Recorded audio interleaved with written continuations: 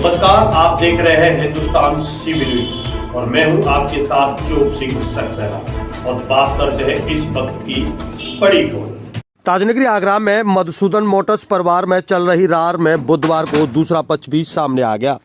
आरोप लगाया है कि शंकर ग्रीन के मालिक रवि शंकर, दीपेंद्र शंकर और हिमांशु अग्रवाल द्वारा जो आरोप लगाए जा रहे हैं वे निराधार हैं। आरोपित दुबई भागना चाहते हैं और वैधानिक कार्रवाई को शिथिल और ठप करने के आरोप लगाकर दबाव बनाना जा रहा है। अनुराग अग्रवाल बुधवार को मीडिया के सामने आए, अपने परिवार का पक्ष रखा और उन्होंने आरोप लगाया कि रवि शंकर पक्ष फर्जी आरोप लगाकर गुमराह कर रहा है। उनके द्वारा एक भी फर्जी मुकदमा नहीं लिखाया गया है। रवि शंकर पक्ष ने जितना भी अवैध धन अर्जित किया था वह दुबई भेज दिया है। व्यापार करने हेतु दीपेंद्र ने अपना निवास दुबई में बना लिया है।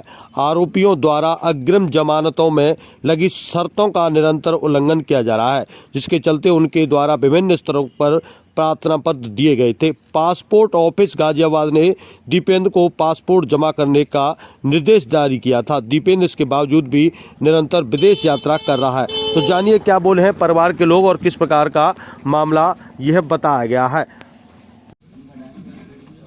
नमस्कार, मेरा नाम अनुराग अग्रवाल है। पिछले कुछ दिनों से मेरे परिवार के मेरे ताऊ श्री रविशंकर और उनके पुत्रों दीपेंद्र शंकर और हिमांशु अग्रवाल द्वारा मेरे परिवार और हमारे संबंधियों, माननीय मंत्री जी और अन्य लोगों पर गंभीर आरोप लगाए गए हैं। वह सारे आरोप असत्य हैं, निराधार हैं। उनके द्वारा की गई कारगुजारियों की कहानी अगर मैं आप लोगों को बताना शुरू करूंगा तो शायद कल तक ये रिपोर्ट और ये प्रेस कॉन्फ्रेंस ही चलती रहेगी। हकीकत यह है कि ये जितना भी कार्य उनके द्वारा किया जा रहा है वो इसलिए किया जा रहा है जिससे कि उन्होंने जो भी अवैध धन अर्जित किया है उसको लेकर वो दुबई भाग जाएं। पिछले कुछ दिनों में जो गतिविधियां हुई हैं उसमें आप लोगों के लिए जानना बहुत ज़रूरी है कि दीपेंद्र शंकर अग्रवाल अपने पासपोर्ट का दुरुपयोग कर रहे हैं। उन्होंने माननीय न्यायालय द्वारा एंटिसिपेटरी बेलों में लगाई गई कंडीशनों को उनका उल्लंघन किया है। उन्होंने अपने पासपोर्ट का दुरुपयोग करते हुए जो भी गतिविधियां की हैं उसके लिए पासपोर्ट ऑफिस ने उन्हें पासपोर्ट सरेंडर करने के लिए नोटिस दिया है। वह उस नोटिस की अवमानना कर रहे हैं। आज तक उन्होंने अपना पासपोर्ट जमा नहीं किया। आज से कुछ दिन पहले उनको लखनऊ एयरपोर्ट पे दोबारा रंगे हाथों बिना सक्षम न्यायालय की अनुमति के विदेश जाते हुए पकड़ा गया। उनका पासपोर्ट पुलिस विभाग को सुपुर्द किया गया और अब वो दबाव बनाकर ये चाहते हैं कि सारी वैधानिक कार्रवाइयों को रोक दिया जाए और वो अपने मंसूबों में सफल हो जाएं। जिन कब्ज़ों की बातें वो करते हैं वो आदेश माननीय न्यायालय के मैं आप लोगों को उपलब्ध करवा चुका हूं। माननीय न्यायालय ने हमें हमारे व्यापारों को चलाने के लिए आदेशित किया है। उसी आदेश की कंप्लाइंस में हम लोग आज तक अपने व्यापारों का सुचारू रूप से संचालन कर रहे हैं। अगर मैं आपसे किसी और विषय में चर्चा करना चाहूं तो जो वो हीरो चिल्लाते हैं उसके लिए अगर आप लोग माननीय न्यायालय के रिकॉर्ड्स देखना चाहेंगे तो मैंने एक आदेश की कॉपी दी है जिसमें कि स्पष्ट शब्दों में लिखा हुआ है कि जो हमारा स्टॉक शंकर ग्रीन्स की बेसमेंट में रखा हुआ है उसको निकालने में और हमारे आने जाने में कोई भी अवरोध ना किया जाए। परंतु कोर्ट के आदेश की अवमानना करते हुए उन्होंने हमें हमारी बाइकों का स्टॉक नहीं निकालने दिया और उसी सब प्रकरण के चलते अंत में हमारे को हमारा व्यापार बंद करना पड़ा। कंपनी हड़पने के आरोप लगे यहाँ पर और तमाम फर्जी मुकदमे लिखाए जा रहे हैं, ऐसा उनका कहना है। ये मंत्री जी को सवालों के घेरे में खड़ा किया, क्या कहेंगे? जो मुकदमे वो फर्जी बताते हैं उसमें माननीय न्यायालय से अगर मैं दीपेंद्र शंकर की बात करूं तो 3 बार अग्रिम जमानत याचिका खारिज की जा चुकी है। माननीय उच्च न्यायालय ने स्पष्ट शब्दों में बोला है कि उनके द्वारा अपराध कारित किया गया है। ये किस प्रकार का दबाव है जो माननीय न्यायालय उनको कोई भी रिलीफ देने को तैयार नहीं है। माननीय उच्च न्यायालय कहती है कि तुमने अपराध कारित किया है और वो मीडिया के समक्ष जाके कहते हैं कि मेरे को व्यापारी से अपराधी बना दिया। कंपनी का पैसा है तो कंपनी के पास ही रहेगा, आपका पर्सनल पैसा है वो आपका है। आप कंपनी का पैसा, बैंकों का पैसा अवैध रूप से बिना अधिकारिता के अगर निकालेंगे तो उसी के लिए विधिवत जो कार्यवाही हो सकती है वो की जाएगी और वही चल रही है। कैबिनेट मिनिस्टर पर आरोप लगाया, इस पर क्या कहेंगे? मेरी जानकारी के हिसाब से कई बार इन्होंने खुद माननीय मंत्री जी से संपर्क किया है कि वो समझौता करवा दें। ये खुद वहाँ से भाग जाते हैं।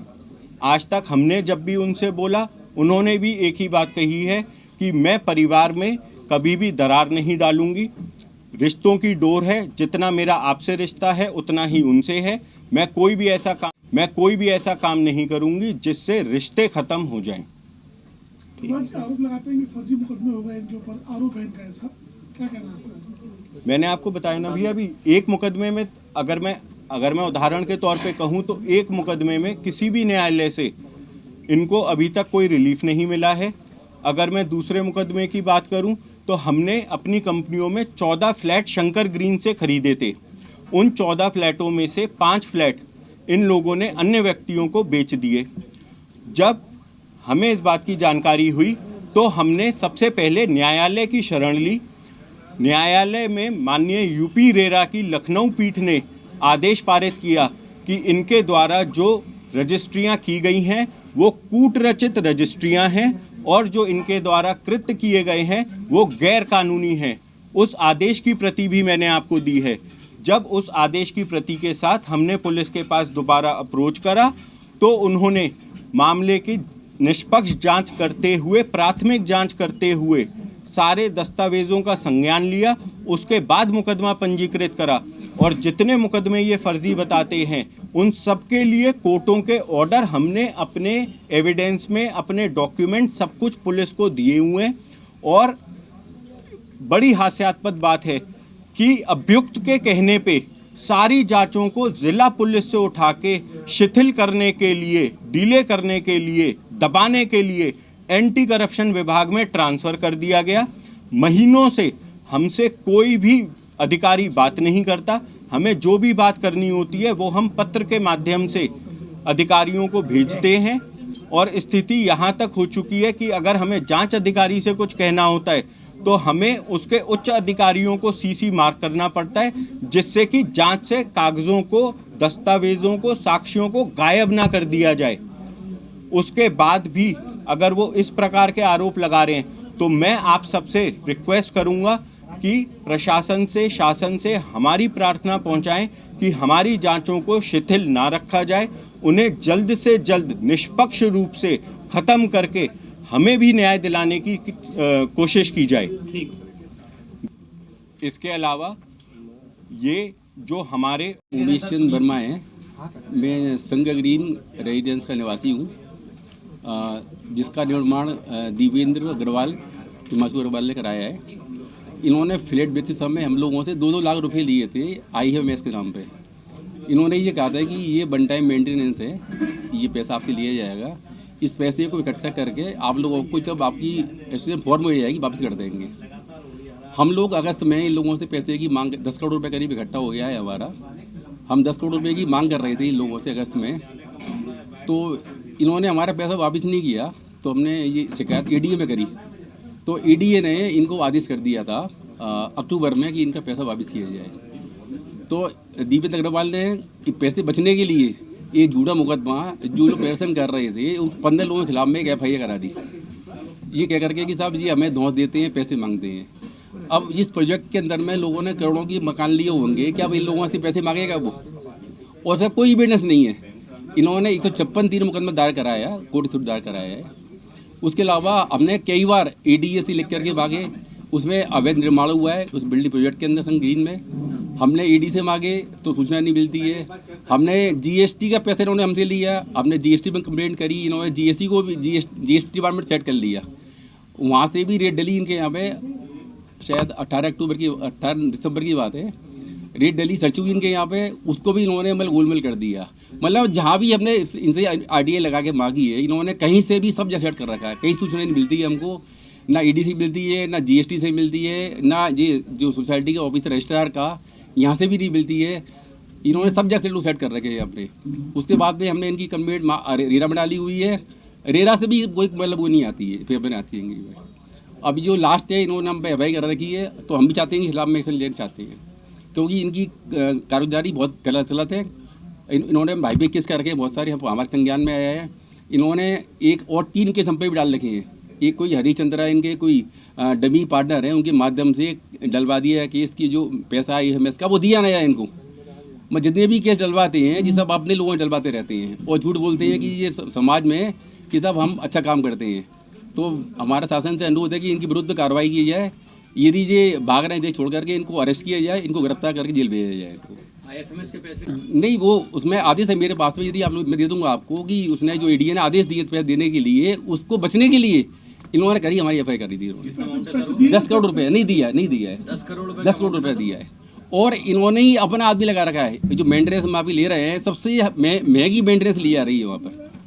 सोसाइटी सबसे महंगी मेंटेनेंस ली जा रही है, बिजली भी सिंगलिंग के हाथ में रहती है। GST की रेट किस तारीख को हुई थी सर? ये हुई थी 28 दिसंबर को। रिकवरी कितनी थी उसमें आउटस्टैंडिंग अंदाजा? करीब 10 करोड़ रुपए की रिकवरी थी। GST की रिकवरी मतलब टैक्स एविजन था उसका? टैक्स एविजन था। ठीक। और इसी के साथ जुड़े रहें आप हमारे साथ और देखते रहें हिंदुस्तान CB न्यूज़।